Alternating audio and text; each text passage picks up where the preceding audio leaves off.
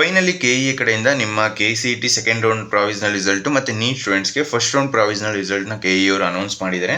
So ಎಲ್ಲರೂ ಕೂಡ check ಮಾಡ್ಕೊಂಡಿದ್ದೀರಾ ಅಂತ ಅನ್ಕೊಂತೀನಿ. ಸೊ ಡೈರೆಕ್ಟ್ ಲಿಂಕ್ ಬೇಕು ಅಂತ ಹೇಳಿದ್ರೆ ಲಿಂಕ್ ಡಿಸ್ಕ್ರಿಪ್ಷನ್ಲಿ ಕೊಟ್ಟಿರ್ತೀನಿ, ಹೋಗಿ ವಾಟ್ಸಪ್ ಚಾನಲ್ಗೆ ಜಾಯ್ನ್ ಆಗಿ ಅಲ್ಲಿ ನೀವು ನಿಮ್ಮ ರಿಸಲ್ಟ್ನ ಚೆಕ್ ಮಾಡ್ಕೋಬೋದು. ಸೊ ಈಗ ತುಂಬ ಸ್ಟೂಡೆಂಟ್ಸ್ಗೆ ಡೌಟ್ ಇರೋದೇನು ಅಂತ ಹೇಳಿದ್ರೆ, ರಿಸಲ್ಟ್ ಬಂದಮೇಲೆ ನೆಕ್ಸ್ಟ್ ಪ್ರೊಸೆಸ್ ಏನು? ಈಗ ನಮಗೆ ಸೀಟ್ ಸಿಕ್ಕಿದೆ, ನೆಕ್ಸ್ಟ್ ಫೈನಲ್ ರಿಸಲ್ಟಲ್ಲೂ ಅದೇ ಸೇಮ್ ಸೀಟ್ ಸಿಗುತ್ತಾ? ನೆಕ್ಸ್ಟ್ ಫೈನಲ್ ರಿಸಲ್ಟ್ ಯಾವಾಗ ಅನೌನ್ಸ್ ಮಾಡ್ತಾರೆ? ನೆಕ್ಸ್ಟ್ ಪ್ರೋಸೆಸ್ ಏನು? ಇದ್ರ ಬಗ್ಗೆ ಎಲ್ಲ ಕಂಪ್ಲೀಟಾಗಿ ತಿಳಿಸ್ಕೊಡ್ತೀನಿ. ಅದರಿಂದ ಎಲ್ಲ ನಮ್ಮ ಚಾನಲ್ಗೆ ಇನ್ನೂ ಸಬ್ಸ್ಕ್ರೈಬ್ ಆಗಿಲ್ಲ ಅಂದರೆ ಸಬ್ಸ್ಕ್ರೈಬ್ ಆಗಿ, ಯಾಕಂದರೆ ನೆಕ್ಸ್ಟ್ ನಿಮ್ಮ ಕೌನ್ಸಿಲಿಂಗ್ ಮುಗಿಯೋ ತನಕ ಇದೇ ರೀತಿ ಕಂಪ್ಲೀಟಾಗಿ ಗೈಡ್ ಮಾಡ್ತೀನಿ. ಸೊ ನೆಕ್ಸ್ಟು ಸೆಕೆಂಡ್ ರೌಂಡ್ ತುಂಬ ಫಾಸ್ಟಾಗಿ ಹೋಗುತ್ತೆ, ನಿಮ್ಮ ಅಡ್ಮಿಷನ್ ಪ್ರೋಸೆಸ್ ಎಲ್ಲ ಬೇಗ ಮುಗಿಯುತ್ತೆ. ಅದರಿಂದ ಪ್ರತಿಯೊಂದು ಇಂಪಾರ್ಟೆಂಟು ಕೂಡ ಇಂಪಾರ್ಟೆಂಟ್ ಆಗಿರುತ್ತೆ. ಸೊ ಎಲ್ಲನೂ ಕೂಡ ನಿಮಗೆ ವಿಡಿಯೋ ಮಾಡಿ ತಿಳಿಸ್ಕೊಡ್ತೀನಿ. ಸೊ ರೆಗ್ಯುಲರ್ ವೀಡಿಯೋಸ್ಗೆ ನಮ್ಮ ಚಾನಲ್ಗೆ ಸಬ್ಸ್ಕ್ರೈಬ್ ಆಗಿ. ಸೊ ಬನ್ನಿ ಫ್ರೆಂಡ್ಸ್, ವಿಡಿಯೋನ ಶುರು ಮಾಡೋಣ. ಮೊದಲನೇದಾಗಿ ನಿಮಗೆ ಯಾವ ಕಾಲೇಜಲ್ಲಿ ಯಾವ ಬ್ರ್ಯಾಂಚ್ ಸಿಕ್ಕಿದೆ ಅಂತ ಕಮೆಂಟ್ ಬಾಕ್ಸಲ್ಲಿ ಹಾಕಿ ನೋಡೋಣ, ನಿಮಗೆ ಸಿಕ್ಕಿರೋ ಕಾಲೇಜು ನಿಮ್ಮ ಫ್ರೆಂಡ್ಸ್ಗೂ ಸಿಕ್ಕಿದೆಯಾ ಅಂತ. ಈಗ ವಿಡಿಯೋನ ಕಂಟಿನ್ಯೂ ಮಾಡೋಣ. ಸೊ ಏನೆಲ್ಲ ಅಪ್ಡೇಟ್ ಇದೆ ಅದನ್ನು ನಿಮಗೆ ಫಸ್ಟು ತಿಳಿಸ್ಕೊಡ್ತೀನಿ. ನೀವು UGCET 2026 ಒಂದು ಪೋರ್ಟಲ್ಗೆ ವಿಸಿಟ್ ಮಾಡಿದ್ರೆ ಅದರಲ್ಲಿ ಇಲ್ಲಿ ಕ್ಲಿಯರಾಗಿ ಮೆನ್ಷನ್ ಮಾಡಿದ್ದಾರೆ, ಎರಡನೇ ಸುತ್ತಿನ ತಾತ್ಕಾಲಿಕ ಸೀಟು ಹಂಚಿಕೆ ಫಲಿತಾಂಶದ ಲಿಂಕ್. ಅಂದರೆ ನಿಮ್ಮ ಸೆಕೆಂಡ್ ರೌಂಡ್ ಪ್ರಾವಿಷನಲ್ ರಿಸಲ್ಟ್ನ ಇಲ್ಲಿ ನೀವು ಚೆಕ್ ಮಾಡ್ಕೋಬೋದಾಗಿರುತ್ತೆ. ಸೊ ನಿಮ್ಮ CET ನಂಬರ್ ಹಾಕ್ತೀರಾ, ನಿಮ್ಮ ಡೇಟ್ ಆಫ್ ಬರ್ತ್ನ ಎಂಟ್ರಿ ಮಾಡ್ತೀರಾ, ಮತ್ತು ಕ್ಯಾಪ್ಚಾ ಎಂಟ್ರಿ ಮಾಡಿದ್ರೆ ನಿಮ್ಮ ರಿಸಲ್ಟ್ನ ನೀವು ಚೆಕ್ ಮಾಡ್ಕೋಬೋದು. ಓಕೆನಾ? ಸೊ ಎಲ್ಲರಿಗೂ ಕೂಡ ನಿಮಗೆ ಬೇಕಾಗಿರೋ ಸೀಟೇ ಸಿಕ್ಕಿದೆ ಅಂತ ಅನ್ಕೊತೀನಿ. ನೆಕ್ಸ್ಟ್ ಇದಾದಮೇಲೆ ಒಂದು ನೋಟಿಫಿಕೇಶನ್ ರಿಲೀಸ್ ಮಾಡಿದ್ದಾರೆ. ಸೊ ಇದು ತುಂಬ ಇಂಪಾರ್ಟೆಂಟು. ಇಲ್ಲಿ ಕ್ಲಿಯರಾಗಿ ಮೆನ್ಷನ್ ಮಾಡಿದ್ದಾರೆ. ಸೊ ಇದು ನಿಮ್ಮ ಪ್ರಾವಿಷನಲ್ ರಿಸಲ್ಟು. ಸೊ ನಿಮಗೆ ಈಗ ಕಾಲೇಜ್ ಸಿಕ್ಕಿದ ತಕ್ಷಣ ನೀವು ಅಡ್ಮಿಷನ್ ಆಗ್ತಾ ಇಲ್ಲ, ನೆಕ್ಸ್ಟು ಫೈನಲ್ ರಿಸಲ್ಟ್ ಅನೌನ್ಸ್ ಮಾಡ್ತಾರಲ್ಲ, ಸೊ ಆವಾಗ ನೀವು ಕಾಲೇಜ್ಗೆ ಅಡ್ಮಿಷನ್ ಹೋಗಬೇಕು. ಓಕೆನಾ? ಈಗ ಇಲ್ಲಿ ಕ್ಲಿಯರಾಗಿ ಮೆನ್ಷನ್ ಮಾಡಿದ್ದಾರೆ. ಸೊ ಏನಾದರೂ KE ಕಡೆಯಿಂದ ಮಿಸ್ಟೇಕ್ಸ್ ಇತ್ತು ಅಂತ ಹೇಳಿದ್ರೆ ನೀವು ಈ ಒಂದು ಮೇಲ್ಗೆ ನಿಮ್ಮ ಏನು ಮಿಸ್ಟೇಕ್ಸ್ ಫೈನ್ ಮಾಡಿದ್ದೀರಾ, ಸೊ ಅದನ್ನು ಈ ಒಂದು ಮೇಲ್ ಮುಖಾಂತರ ನೀವು KEಗೆ ತಿಳಿಸ್ಬೋದಾಗಿರುತ್ತೆ. ಅದನ್ನು ಅವರು ವೆರಿಫೈ ಮಾಡಿ ನಿಮಗೆ ನೆಕ್ಸ್ಟು ಫೈನಲ್ ರಿಸಲ್ಟಲ್ಲಿ ಚೇಂಜಸ್ನ ಮಾಡ್ತಾರೆ. ಓಕೆನಾ? ಏನು ಮಿಸ್ಟೇಕ್ಸು, ಈಗ ನಿಮ್ಮ ರ್ಯಾಂಕು ಅರೌಂಡ್ ಒಂದು 60,000 ಇದೆ ಅಂತ ಅಂದ್ಕೊಳ್ಳಿ. ಆ ಒಂದು ಕಾಲೇಜ್ ಕಟ್ ಆಫು 75,000 ಇದೆ. ಸೊ 60,000 ಇರೋರು ನಿಮಗೆ, ನೀವು ಆ ಕಾಲೇಜ್ನ ಹಾಕಿದರೆ ನಿಮಗೆ ಸಿಗಬೇಕು, ಬಟ್ ಅಲ್ಲಿ ನಿಮಗೆ ಸಿಕ್ಕಿಲ್ಲ. ಬೇರೆ ಇನ್ನೊಬ್ಬ ಸ್ಟೂಡೆಂಟು 65,000 ಇದೆ, 70,000 ಇದೆ, ಅವ್ರಿಗೆ ಅಲಾಟ್ ಆಗಿದೆ, ನಿಮ್ಗೆ ಇನ್ನೂ ಅಲಾಟ್ ಆಗಿಲ್ಲ. ಸೊ ಈ ಒಂದು ಕೇಸಸ್ಸಲ್ಲಿ ನೀವು KEಗೆ ಮೇಲ್ ಮಾಡ್ಬೋದು. ಯಾಕಂದರೆ ನಿಮ್ಮ ರ್ಯಾಂಕೆ ಆ ಒಂದು ಕಾಲೇಜ್ ಕಟ್ ಆಫ್ಗಿಂತನೂ ಚೆನ್ನಾಗಿದೆ, ಮತ್ತು ಬೇರೆ ಸ್ಟೂಡೆಂಟ್ಸ್ಗೆ ಅಲಾಟ್ ಆಗಿದೆಯಲ್ವಾ, ಅದಕ್ಕಿಂತನೂ ನಿಮ್ಮ ರ್ಯಾಂಕ್ ಚೆನ್ನಾಗಿದೆ ಅಲ್ವಾ. ಸೊ ನಿಮಗೆ ಅಲಾಟ್ ಆಗಬೇಕು. ಬಟ್ ಮಿಸ್ಟೇಕ್ಸ್ ಏನಾದರೂ KE ಕಡೆಯಿಂದ ಆಗಿದ್ರೆ ಈ ರೀತಿ ಮಿಸ್ಟೇಕ್ಸ್ ಮಾತ್ರ, ಸೊ ಅದನ್ನು ನೆಕ್ಸ್ಟು ನಿಮಗೆ ಫೈನಲ್ ರಿಸಲ್ಟಲ್ಲಿ ಕರೆಕ್ಷನ್ಸ್ನ ಮಾಡಿ ಮತ್ತೆ ರಿಸಲ್ಟ್ನ ಅನೌನ್ಸ್ ಮಾಡ್ತಾರಲ್ಲ, ಅಲ್ಲಿ ನಿಮಗೆ ಸೀಟ್ ಸಿಕ್ಕಿರುತ್ತೆ. ಓಕೆನಾ? ಏನಾದರೂ ಮಿಸ್ಟೇಕ್ಸ್ ಇದ್ದರೆ ಮಾತ್ರ.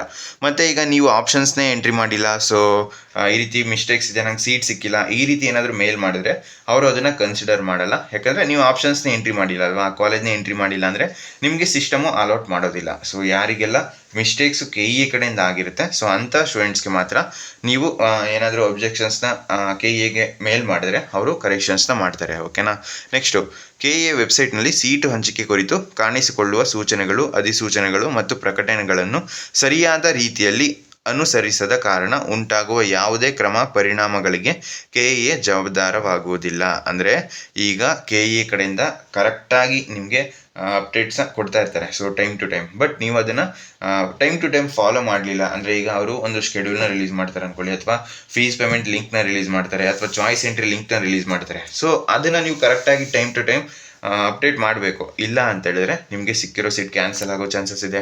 ಯಾಕಂದರೆ ನೀವೇನು ಚಾಯ್ಸ್ ಎಂಟ್ರಿನೇ ಮಾಡಲಿಲ್ಲ ಅಂದರೆ ನಿಮ್ಮ ಡಿಸಿಷನ್ ಏನು ಅಂತ KEಗೆ ಗೊತ್ತೇ ಆಗೋದಿಲ್ಲ. ಓಕೆನಾ? ಸೊ ಈ ರೀತಿ ಮಿಸ್ಟೇಕ್ಸ್ನ ಮಾಡ್ಕೊಳ್ಳೋದಕ್ಕೆ ಹೋಗ್ಬೇಡಿ.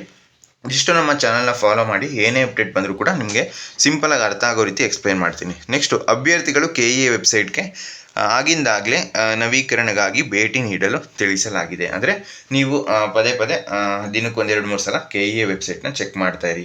ರೆಗ್ಯುಲರ್ ಆಗಿ ಚೆಕ್ ಮಾಡ್ತಾ ಇದ್ದರೆ ಏನಾದರೂ ಅಪ್ಡೇಟ್ ಇದ್ದರೆ ನೀವು ಅದನ್ನು ಫಾಲೋ ಮಾಡ್ಬೋದಾಗಿರುತ್ತೆ. ಓಕೆನಾ? ನೆಕ್ಸ್ಟ್ ಇದಾದಮೇಲೆ ತುಂಬ ಇಂಪಾರ್ಟೆಂಟ್ ಏನು ಅಂತ ಹೇಳಿದ್ರೆ, ನೆಕ್ಸ್ಟು ಫೈನಲ್ ರಿಸಲ್ಟ್ನ ನಿಮಗೆ ನಾಳೆ ಅಥವಾ ನಾಳಿದ್ರಲ್ಲಿ ಅನೌನ್ಸ್ ಆಗೋ ಚಾನ್ಸಸ್ ಇದೆ. ಯಾಕಂದರೆ ಈಗ ಇವತ್ತು ಸಂಜೆ 4 ಗಂಟೆ ತನಕ ನೀವು ಅಬ್ಜೆಕ್ಷನ್ಸ್ನ KEಗೆ ತಿಳಿಸ್ಬೋದು ಮೇಲ್ ಮುಖಾಂತರ. ಅದು ಎಲ್ಲಿ ತನಕ? ಇವತ್ತು ಸಂಜೆ 4 ಗಂಟೆ ಒಳಗಡೆ ಅಷ್ಟೇ. ಓಕೆನಾ? ಸೊ ಇವತ್ತು ಪೂರ್ತಿ ಇದು ಅಬ್ಜೆಕ್ಷನ್ಸ್ ಏನಿದೆ, ಸೊ ಇದನ್ನು ಕರೆಕ್ಷನ್ಸ್ ಮಾಡಿ ನಾಳೆ ಮಧ್ಯಾಹ್ನ ತನಕ ಟೈಮ್ ತೊಗೊಂಡ್ರು ಕೂಡ ನಿಮಗೆ ನಾಳೆ ಸಂಜೆ ಅಷ್ಟರಲ್ಲಿ ನಿಮ್ಮ ರಿಸಲ್ಟ್ನ ನೀವು ಚೆಕ್ ಮಾಡ್ಕೋಬೋದಾಗಿರುತ್ತೆ. ಓಕೆನಾ? ಸೊ ನಾಳೆ ಸಂಜೆ ನಿಮ್ಮ ಸೆಕೆಂಡ್ ರೌಂಡ್ ಫೈನಲ್ ರಿಸಲ್ಟ್ ಬರೋ ಚಾನ್ಸಸ್ ಇದೆ. ಅದಾದಮೇಲೆ ಅಡ್ಮಿಷನ್ ಪ್ರೋಸೆಸ್ ಎಲ್ಲ ಬೇಗ ಸ್ಟಾರ್ಟ್ ಆಗುತ್ತೆ. ಸೊ ಅದಾದಮೇಲೆ ನಿಮಗೆ ಒಂದು ಡೀಟೇಲ್ ಶೆಡ್ಯೂಲ್ನ ರಿಲೀಸ್ ಮಾಡ್ತಾರೆ KE ಕಡೆಯಿಂದ.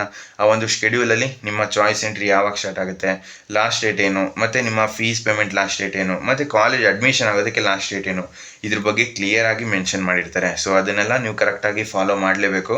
ಸೊ ಸೆಕೆಂಡ್ ರೌಂಡು ನಿಮಗೆ ಆಲ್ಮೋಸ್ಟ್ ಈಗ ಈ ಒಂದು ತಿಂಗಳಲ್ಲೇ ಮುಗಿಯೋ ಚಾನ್ಸಸ್ ಇದೆ, ಓಕೆನಾ. ಸೊ ಆಲ್ರೆಡಿ ನಿಮ್ಮ ಪ್ರಾವಿಷನಲ್ ರಿಸಲ್ಟು ಬಂದಿದೆ. ಇನ್ನು ಬರಬೇಕಾಗಿರೋದು ನಿಮ್ಮ ಸೆಕೆಂಡ್ ರೌಂಡ್ ಫೈನಲ್ ರಿಸಲ್ಟು. ಈಗ ಮಾತಾಡ್ತಾ ಇರೋದು UG CET ಸ್ಟೂಡೆಂಟ್ಸ್ ಬಗ್ಗೆ. ಸೊ ನೆಕ್ಸ್ಟ್ ಇನ್ನೂ ಇಂಪಾರ್ಟೆಂಟ್ ಏನು ಅಂತ ಹೇಳಿದ್ರೆ, ನೀವು ನಿಮ್ಮ ಡಾಕ್ಯುಮೆಂಟ್ಸ್ನ ರೆಡಿ ಮಾಡಿ ಇಟ್ಕೋಬೇಕು. ಸೊ ಏನೆಲ್ಲ ಡಾಕ್ಯುಮೆಂಟ್ಸ್ ಬೇಕು ಅಂತ ಆಲ್ರೆಡಿ 2-3 ಸಲ ನಿಮಗೆ ವಿಡಿಯೋ ಮಾಡಿ ತಿಳಿಸ್ಕೊಟ್ಟಿದ್ದೀನಿ. ಸೊ ತುಂಬ ಸ್ಟೂಡೆಂಟ್ಸು ಅದನ್ನು ಫಾಲೋ ಮಾಡಿ ಡಾಕ್ಯುಮೆಂಟ್ಸ್ನ ರೆಡಿ ಮಾಡಿ ಇಟ್ಕೊಂಡಿರ್ತೀರಾ, ವೆಲ್ ಆ್ಯಂಡ್ ಗುಡ್. ಯಾರು ಇನ್ನೂ ಕೂಡ ಡಾಕ್ಯುಮೆಂಟ್ಸ್ನ ರೆಡಿ ಮಾಡಿ ಇಟ್ಕೊಂಡಿಲ್ಲ, ಏನೇನು ಡಾಕ್ಯುಮೆಂಟ್ಸ್ ಬೇಕು ಅಂತ ಇನ್ನೂ ಗೊತ್ತಿಲ್ಲ ಅಂತ ಹೇಳಿದ್ರೆ, ಸೊ ಲಿಂಕ್ ಡಿಸ್ಕ್ರಿಪ್ಷನ್ಲಿ ಹಾಕಿರ್ತೀನಿ, ಅಥವಾ ನೀವು ನಮ್ಮ ವಾಟ್ಸಪ್ ಚಾನಲಲ್ಲಿ ಜಾಯ್ನ್ ಆಗ್ಬೋದು, ಅಥವಾ ಈ ಒಂದು ಯೂಟ್ಯೂಬ್ ಚಾನಲಲ್ಲೇ ನೀವು ಕೆಳಗಡೆ ಸ್ಕ್ರೋಲ್ ಮಾಡಿದ್ರೆ ಸಿಗುತ್ತೆ ಡಾಕ್ಯುಮೆಂಟ್ಸ್ ರಿಕ್ವೈರ್ಡ್ ಫಾರ್ ಅಡ್ಮಿಷನ್ ಅಂತ ಹಾಕಿದ್ದೀನಿ. ಸೊ ಅಲ್ಲಿ ಕೂಡ ನೀವು ಚೆಕ್ ಮಾಡ್ಕೋಬೋದು. ಅಷ್ಟು ಡಾಕ್ಯುಮೆಂಟ್ಸ್ನ ನೀವು ಕಂಪಲ್ಸರಿ ರೆಡಿ ಮಾಡಿ ಇಟ್ಕೊಂಡಿರಲೇಬೇಕು. ಯಾಕಂದರೆ ನಿಮ್ಮ ಅಡ್ಮಿಷನ್ ಟೈಮಲ್ಲಿ ನಿಮಗೆ ಜಾಸ್ತಿ ಟೈಮ್ ಕೊಡೋದಿಲ್ಲ. ಸೊ ಏನೆಲ್ಲ ಡಾಕ್ಯುಮೆಂಟ್ಸ್ ಬೇಕು ಅಂತ ನಿಮ್ಗೆ ಈಗಲೇ ಗೊತ್ತಿದ್ರೆ ಅದನ್ನೆಲ್ಲ ರೆಡಿ ಮಾಡಿಕೊಂಡು ಅಡ್ಮಿಷನ್ ಟೈಮಲ್ಲಿ ಯಾವುದೇ ರೀತಿ ಟೆನ್ಷನ್ ಇರೋದಿಲ್ಲ. ಸೊ ನಿಮ್ಮ ಅಡ್ಮಿಷನ್ಸ್ನ ಬೇಗ ಕಂಪ್ಲೀಟ್ ಮಾಡ್ಕೋಬೋದು, ಓಕೆನಾ.